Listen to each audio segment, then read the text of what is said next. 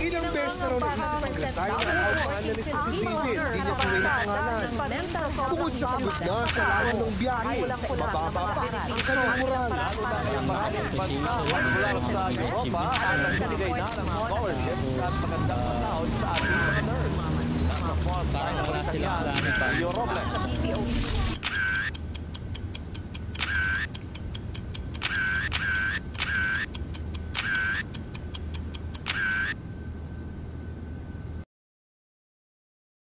Napakaraming guro dito sa amin, ngunit bakit tila walang natira? Napakaraming nurse dito sa amin, ngunit bakit tila walang natira? Nag-a-abroad sila. Yumaman. Nag-a-abroad sila. Yumaman. Nag-a-abroad sila. Lupa ang sinilangan ng pangalan ay Pinas, ngunit bakit parang puno na ang prutas ay pitas? Na uungusan ng batas parang inamag na bigas. Lumalakas na ang ulan ngunit ang payong ay butas. Tumatakbo ng madulas, mga pinuno ay uwas. Sila lang ang nakikinabang pero tayo ang utas. Mga kabayan natin ang lumilipad, lumalabas para pumunta ng ibang bansa at doon magtanas ng kamay para lamang magkakayo lang muli. Ang pahingay iipunin para magamit pag uwi, dahil doon sa atin mahirap makuha ang buri. Mabahira ng tsokolate ang matamis ng ngiti ng anak na halos di nakilala ang ama o ina, nawala sa tuwing kaarawan nila. Darating kaya ang araw na ito'y mag-iiba? Kung hindi ka sigurado, mag-isip-isip ka na. Napakaraming inhinyero dito sa amin, ngunit bakit tila walang natira? Napakaraming karpentero dito sa amin, ngunit bakit tila walang natira? Nag-a-abroad sila.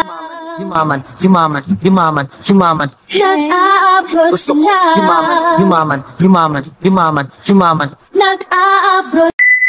Nako, napakabait kayo rito. Ang bunso mong kapatid, wag mo siyang papabayaan ha. Kailan ka po babalik, ma? Basta ma, may pasalubong kami ni Binsoy, Jollibee.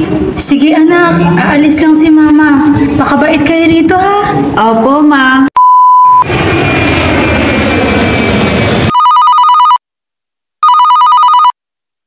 Hello, ma?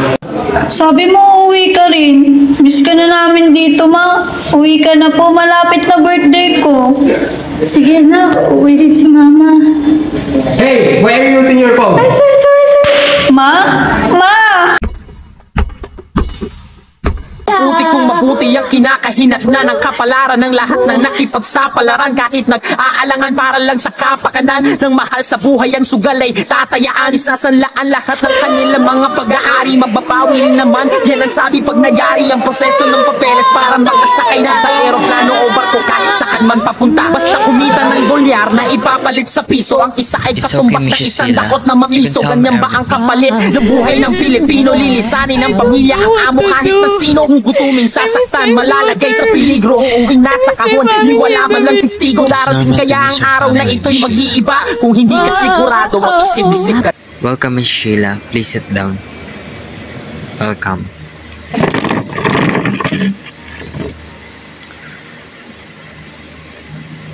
So, how's life? Are you okay now?